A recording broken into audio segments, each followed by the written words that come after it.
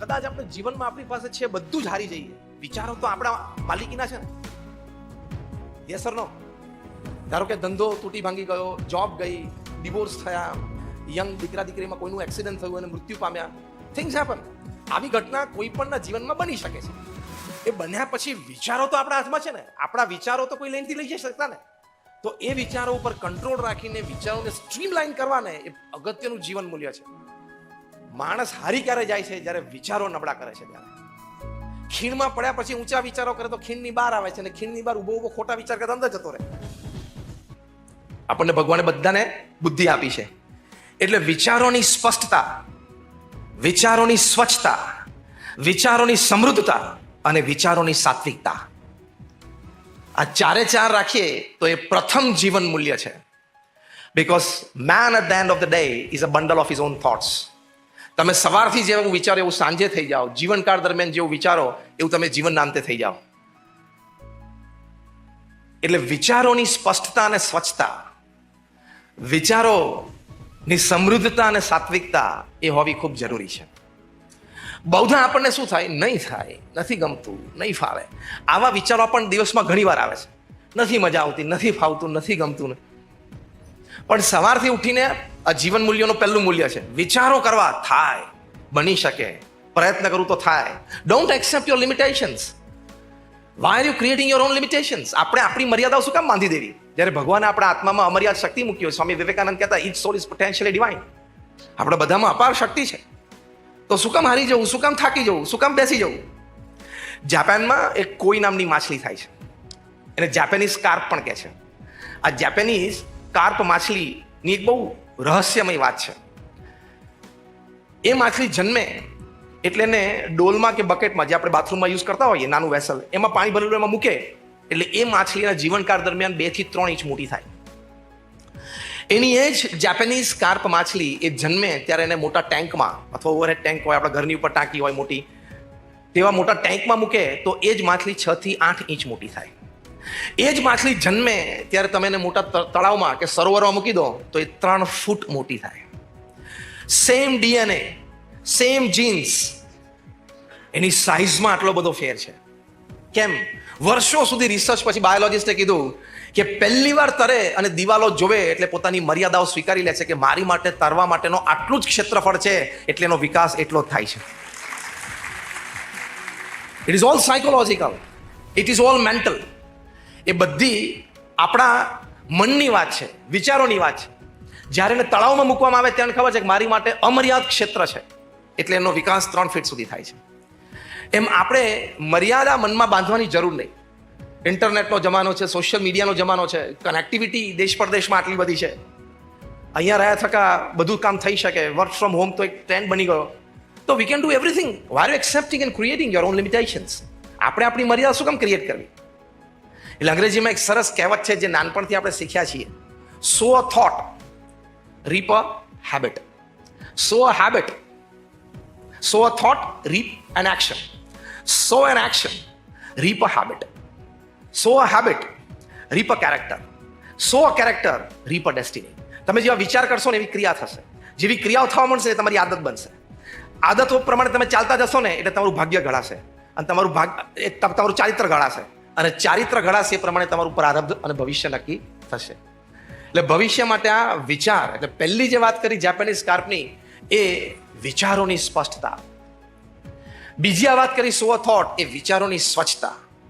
The clarity of thought process and the cleanliness of thought process. તો એ બહુ જ મોટા જીવન મૂલ્યો છે. કદાચ આપણે જીવનમાં આપણી પાસે છે બધું જ હારી જઈએ, વિચારો તો આપણા માલિકીના છે ને. યસ ઓર નો? ધારો કે ધંધો તૂટી ભાંગી ગયો, જોબ ગઈ, ડિવોર્સ થયા, યંગ દીકરા દીકરીમાં કોઈનું એક્સિડન્ટ થયું અને મૃત્યુ પામ્યા, થિંગ્સ હેપન. આવી ઘટના કોઈ પણના જીવનમાં બની શકે છે. એ બન્યા પછી વિચારો તો આપણા હાથમાં છે ને. આપણા વિચારો તો કોઈ લઈને લઈ જઈ શકતા ને. તો એ વિચારો ઉપર કંટ્રોલ રાખીને વિચારોને સ્ટ્રીમલાઇન કરવાને એ અગત્યનું જીવન મૂલ્ય છે.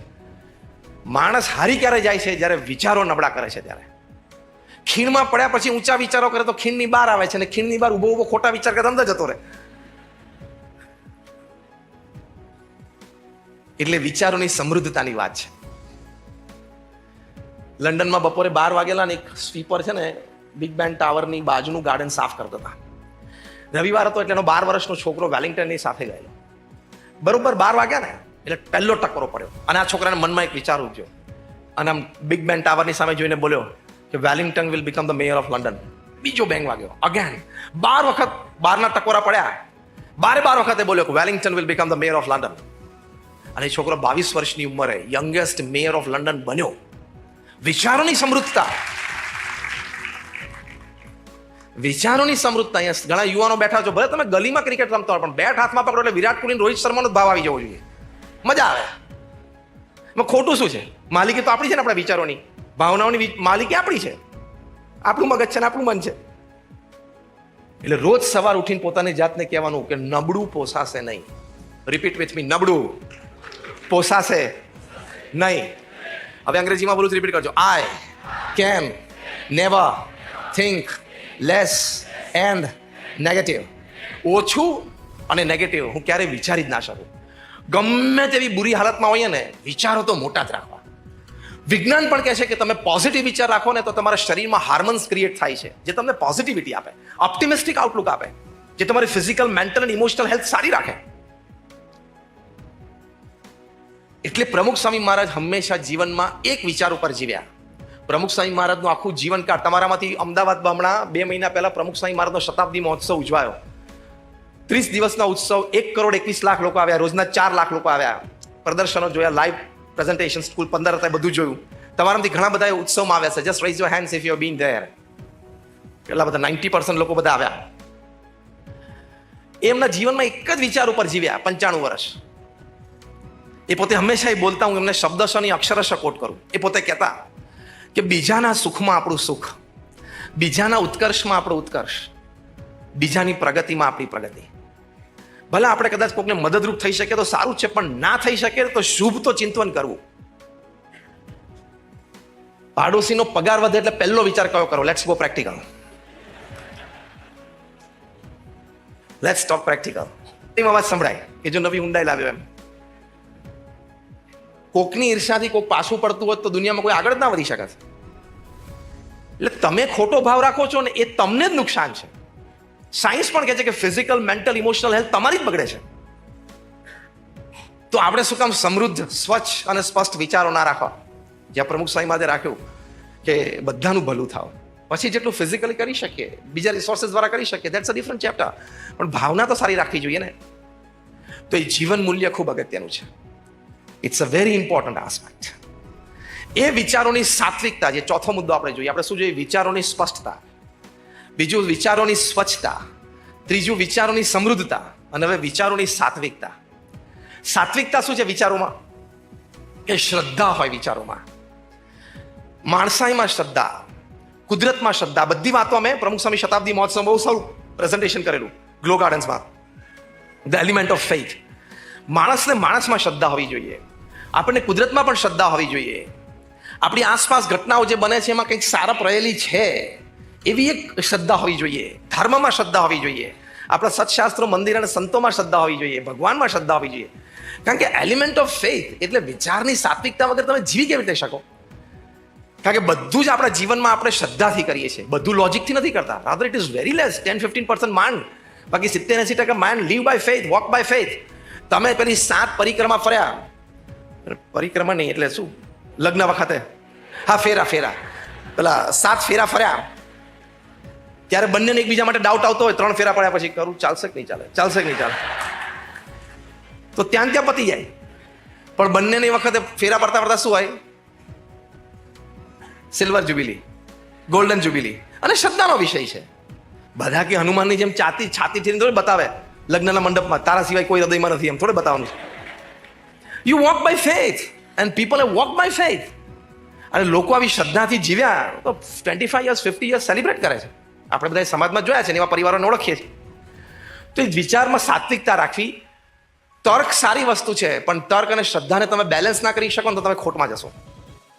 અગેન આઈ રિપીટ, તર્ક સારી વસ્તુ છે, પણ તર્ક અને શ્રદ્ધાનું જો બેલેન્સ નહીં કરી શકો ને તો ખોટમાં જશો.